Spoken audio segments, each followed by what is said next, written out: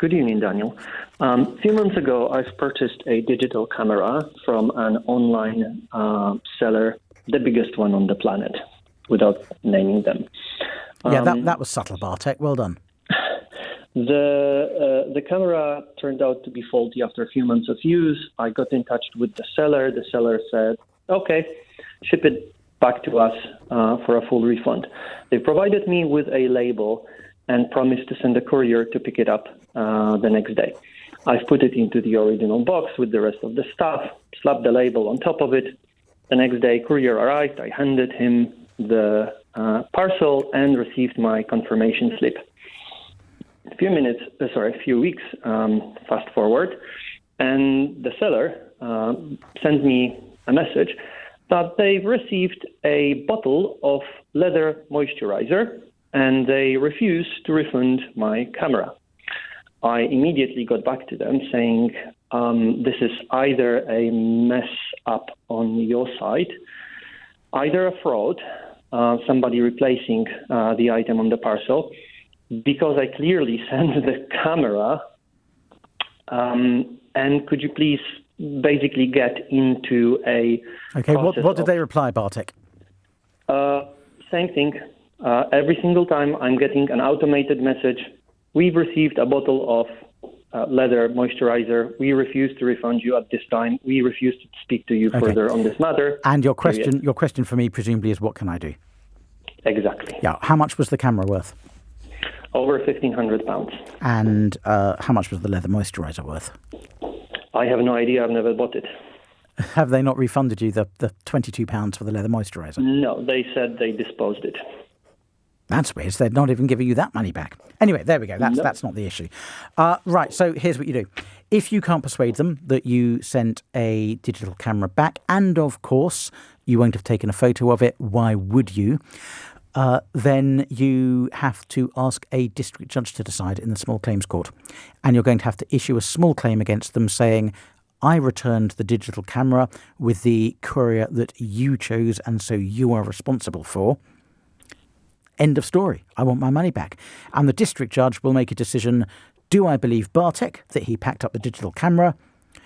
Do I believe the recipient company, the retailer, that they didn't get one? Or do I think they made an administrative mistake and allocated the wrong return against the wrong account? Or do I think there was fraud? And if I think there was fraud, it's still the retailer's problem because it's the courier was the retailer's agent and the retailer is responsible. The judge will decide 1, 2 or 3. Bartek's lying, mistake by the retailer or fraud by the courier. If the judge decides 1, you don't get your money. If the judge decides 2 or 3, you do. It's that simple, Bartek. The problem is I have actually no evidence. All evidence is... You don't need it. All you need is your word in that situation. And the judge is just going to decide whether he or she believes you or not. And unless there's a reason to disbelieve you, you'll get your money. The courier company could provide both sides, with the package weight upon reception from my hands. This is something in their logs. But the problem is I wasn't the courier company customer. That seller was. So the courier company also refuses to talk to me. And well, that's not surprising. But does the courier... Well. I mean, you may be right, but does the courier company really weigh it on receipt? Yes, it does. Okay. This is actually the way the sellers have some knowledge what has been sent to them. Fine, I was unaware of that, but hopefully that will help you.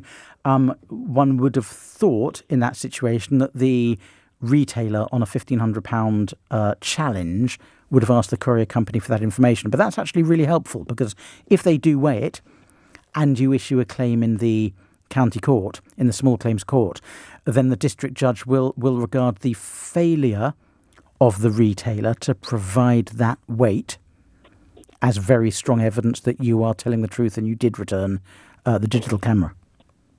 Yeah, okay. Because if they have Thank you very much. If they have the easy ability to disprove it and they don't, then the judge isn't going to accept that isn't going to find that you're telling fibs.